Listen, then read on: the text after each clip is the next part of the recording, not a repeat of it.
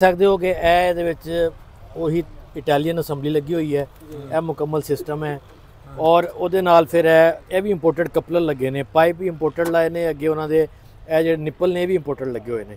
ਇਹ ਹੁਣ ਲੇਜ਼ਰ ਇਹਦੇ ਨਾਲ ਅਟੈਚ ਹੈਗਾ ਔਰ ਦੇਖੋ ਲੇਜ਼ਰ ਦੇ ਲਈ ਸਿਰਫ 2 ਕਪਲਰ ਇਸਤੇਮਾਲ ਹੋ ਰਹੇ ਆ, 2 ਹਜੇ ਫ੍ਰੀ ਆ। ਅੱਗੇ ਤੁਸੀਂ ਦੇਖੋ ਲੀਵਰ ਵੀ 2 ਲੱਗੇ ਹੋਏ ਆ। ਅਗਰ ਤੁਸੀਂ ਡਬਲ ਕੰਮ ਕਰਨਾ ਹੈ ਤੇ ਤੁਸੀਂ ਇਹਦੇ ਨਾਲ ਵੀ ਜਿਹੜਾ ਵੀ ਸਿਸਟਮ ਜੋੜਨਾ ਹੈ ਜੋੜ ਸਕਦੇ ਹੋ। ਬਕਟ ਅੱਗੇ ਲਾ ਸਕਦੇ ਹੋ ਜਾਂ ਹੋਰ ਕੋਈ ਚੀਜ਼ ਲੱਗੀ ਹੋਈ ਹੈ ਜਾਂ ਤੁਹਾਡੀ ਆਪਣੀ ਉਹ ਹੈ ਮੋਲਡ ਬੋਰਡ ਪਲੋ ਹੈਗਾ ਜਿਹੜੀ ਗੈਂਗ ਵਾਲੀ ਆ ਰਹੀ ਹੈ ਜਿਹਦੇ ਵੀਲ ਵੀ ਖੁੱਲਦੇ ਆ ਤੇ ਮੋਲਡ ਬੋਰਡ ਪਲੋ ਵੀ ਖੁੱਲਦੀ ਹੈ ਤੇ ਤੁਸੀਂ ਡਬਲ ਕੰਮ ਲੈ ਸਕਦੇ ਹੋ। ਡਬਲ ਲੀਵਰ ਨੇ ਤੇ 4 ਕਪਲਰ ਫਿਰ ਇਹ 2 ਤੁਸੀਂ ਦੇਖ ਰਹੇ ਹੋ ਨਾਬਸ ਲੱਗੀਆਂ ਨੇ ਜਾਂ ਲੀਵਰ ਕਹਿ ਲਓ।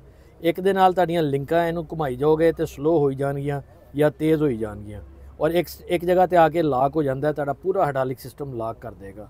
ਠੀਕ ਹੈ, ਅਗਰ ਤੁਸੀਂ ਹਲ ਉੱਤੇ ਚੱਕ ਕੇ ਇਹਨੂੰ ਲਾਕ ਕਰ ਦਿਓ, ਇੱਥੋਂ ਪਿਸ਼ਾਵਰ ਚਲੇ ਜਾਓ, ਹਲ ਨੇ ਇੱਕ ਸੂਤਰ ਵੀ ਥੱਲੇ ਨਹੀਂ ਹੋਣਾ, ਇਸੇ ਤਰ੍ਹਾਂ ਹੀ ਜਾਏਗਾ।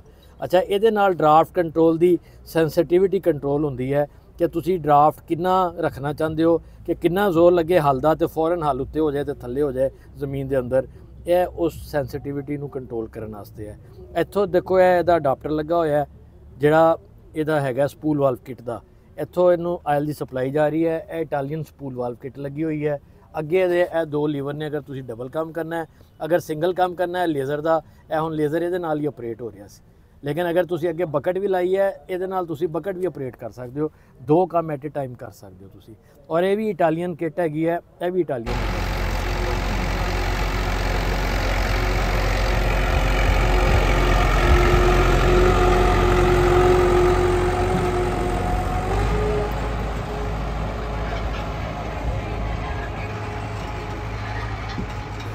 ਇਸ ਤੋਂ ਇਲਾਵਾ ਦੋਸਤੋ ਇੱਥੇ ਜੀ ਸਰਵਿਸ ਡਿਪਾਰਟਮੈਂਟ ਦੇ ਵੀ ਇੱਥੇ ਮਾਹਿਰੀਨ ਮੌਜੂਦ ਨੇ, ਸਟਾਫ ਪੂਰਾ।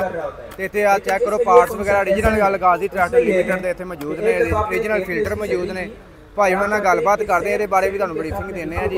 ਜੀ अस्सलाम वालेकुम जी। जी वालेकुम अस्सलाम। ਭਾਜੀ ਕੀ ਹਾਲ ਹੈ? ਠੀਕ ਠਾਕ जी ठीक ठाक, ਤੁਸੀਂ ਸੁਣਾਓ? ਸਭ ਖੈਰ ਹੋਫੀਅਤ? ਭਾਈ ਸਾਨੂੰ ਸਭ ਤੋਂ ਪਹਿਲਾਂ ਇਹ ਦੱਸਣਾ ਵਾ ਜਿਹੜਾ ਤੁਹਾਡਾ ਪਾਰਟਸ ਨੇ ਓਰੀਜਨਲ, ਹਾਂਜੀ, ਇਹ ਜਿਹੜੇ ਇਸ ਟਾਈਮ ਮੌਜੂਦ ਨੇ ਨਾਲ ਇਹਦੇ ਬਾਰੇ ਤੁਹਾਨੂੰ ਬਰੀਫਿੰਗ ਦਿਓ ਜੀ। ਜੀ ਬਿਲਕੁਲ।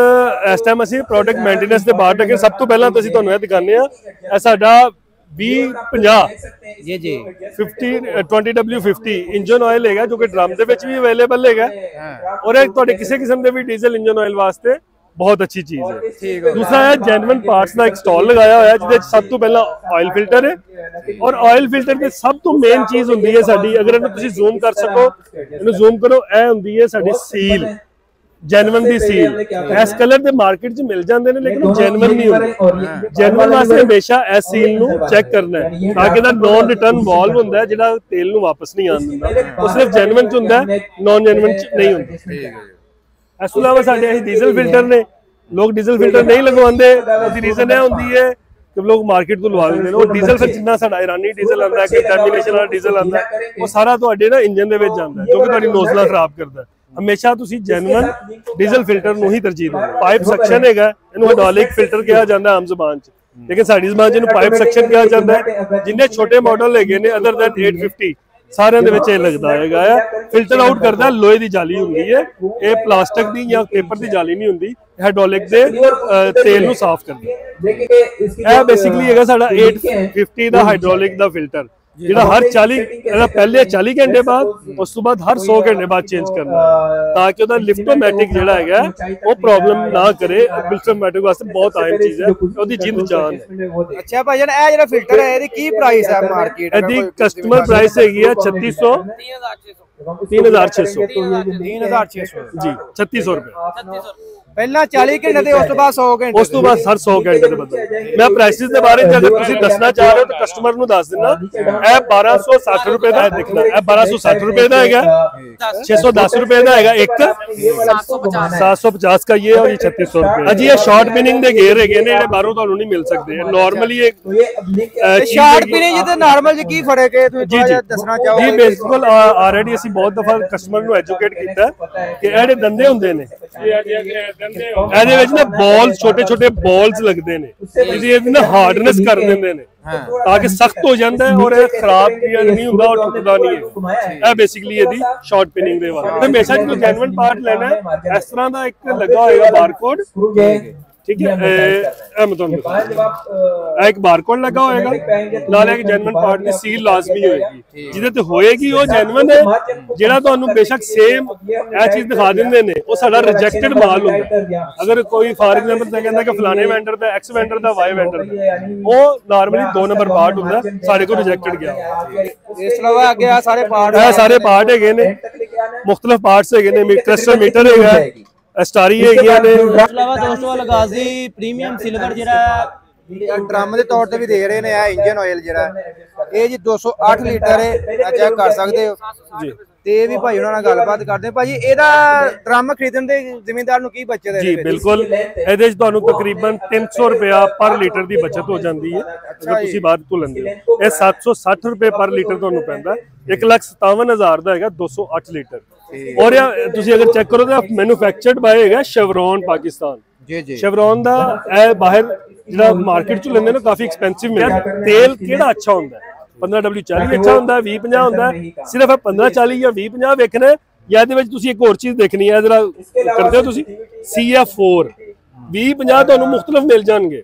CF ਤੋਂ ਪਿੱਛੇ ਵਾਲਾ ਵੀ ਮਿਲ ਜਾਏਗਾ, CD ਵੀ ਮਿਲ ਜਾਏਗਾ, ਜੋ ਕਿ ਬਿਲਕੁਲ ਅਬਸਲੀਟ ਹੋ ਚੁੱਕਿਆ ਹੋਇਆ, ਖਤਮ ਹੋ ਚੁੱਕਿਆ ਹੋਇਆ। ਲੋਕੀ ਸਿਰਫ ਦੇਖਦੇ ਨੇ 2050, ਹਮੇਸ਼ਾ 2050 ਨਹੀਂ ਦੇਖਣਾ, ਨਾਲ ਇਹ ਵੀ ਦੇਖਣਾ ਕਿ ਗ੍ਰੇਡ ਕਿਹੜਾ CF ਹੈ, CF4 ਹੈ ਜਾਂ ਇਸ ਤੋਂ ਪਿੱਛੇ ਵਾਲਾ F ਤੋਂ ਪਿੱਛੇ ਹੋਏਗਾ, E ਹੋਏਗਾ ਜਾਂ ਉਸ ਤੋਂ ਪਿੱਛੇ ਹੋਏਗਾ ਤਾਂ ਘਟੀਆ ਗ੍ਰੇਡ ਹੋਏਗਾ, ਉਸ ਤੋਂ ਪਿਛਲੇ ਜ਼ਮਾਨੇ ਦਾ ਗ੍ਰੇਡ ਹੋਏਗਾ। ਜਿਵੇਂ ਜਿਵੇਂ ਇਹ ਵਾਲਾ ਵੱਧਦਾ ਜਾਏਗਾ ਗ੍ਰੇਡ ਅੱਛਾ ਹੁੰਦਾ ਜਾਏਗਾ। ਆਖਰੀ ਸਵਾਲ ਹੈ, ਜ਼ਿਮੀਂਦਾਰ ਕਈ ਹੁਣ ਸ਼ਾਪ ਤੋਂ ਆਇਆ ਗੈਲਨ ਲੈਂਦੇ ਨੇ ਜੀ, ਇਹਦੀ ਕੋਈ ਪਛਾਣ ਦੱਸ ਦਿਓ ਕਿ ਈਜ਼ੀ ਜਿਹੜਾ ਜ਼ਿਮੀਂਦਾਰ ਪਛਾਣ ਸਕੇ ਜਨਮਨ ਆ ਜਾਂ ਲੋਕਲ? ਜੀ ਇੱਕ ਹੁੰਦਾ ਇੱਕ ਜਿਹੜਾ ਬੋਤਲ ਲੈਣ, ਸਭ ਤੋਂ ਪਹਿਲਾਂ ਕਿ ਸਾਡੀ ਹਰ ਹੀ ਬੋਤਲਾਂ ਨੀਲੇ ਕਲਰ ਦੀਆਂ, ਜਿਸ ਤਰ੍ਹਾਂ ਤੁਸੀਂ ਇਹ ਡਰਮ ਦੇਖ ਰਹੇ ਹੋ ਉਸੇ ਤਰ੍ਹਾਂ ਹੀ ਇਹ ਬੋਤਲਾਂ। ਸਾਡੀ ਬੋਤਲ ਦੀ ਸਭ ਤੋਂ ਪਹਿਲੀ ਨਿਸ਼ਾਨੀ ਹੈ ਕਿਸੇ ਹੋਰ ਰੰਗ 'ਚ ਨਹੀਂ ਹੋਏਗੀ, ਸਿਰਫ ਬਲੂ ਕਲਰ ਦੇ ਵਿੱਚ, ਨੀਲੇ ਰੰਗ ਦੇ ਵਿੱਚ ਹੋਏਗੀ, ਪਹਿਲੀ ਨਿਸ਼ਾਨੀ। ਦੂਸਰੀ ਨਿਸ਼ਾਨੀ ਇਹ ਤੇ ਕੈਪ ਦਿਖਾਇਓ ਜਰਾ, ਇਹ ਤੇ ਸਾਡਾ ਮੋਨੋ ਬਣਿਆ ਹੋਏਗਾ, ਲੋਗੋ ਬਣਿਆ ਹੋਏਗਾ AGTL। ਜਦੋਂ ਇਹਨੂੰ ਖੋਲੋਗੇ ਇਹਦੇ ਅੰਦਰ ਵੀ ਲੋਗੋ ਹੋਏਗਾ, ਸੀਲ ਲੱਗੀ ਹੋਏਗੀ, ਸੀਲ ਤੋਂ ਬਗੈਰ ਨਹੀਂ ਹੋਏਗੀ। ਉਸ ਤੋਂ ਬਾਅਦ ਤੁਸੀਂ ਅਗਰ ਗੌਰ ਕਰਦੇ ਹੋ, ਇਹ ਬੇਸਿਕਲੀ ਸਾਡਾ ਸਾਰੀ ਕੰਪਲੀਟ ਡਿਟੇਲ ਲਿਖੀ ਹੋਏਗੀ, ਔਰ ਬਲੈਂਡਡ ਬਾय लिखा होगा शेवरॉन।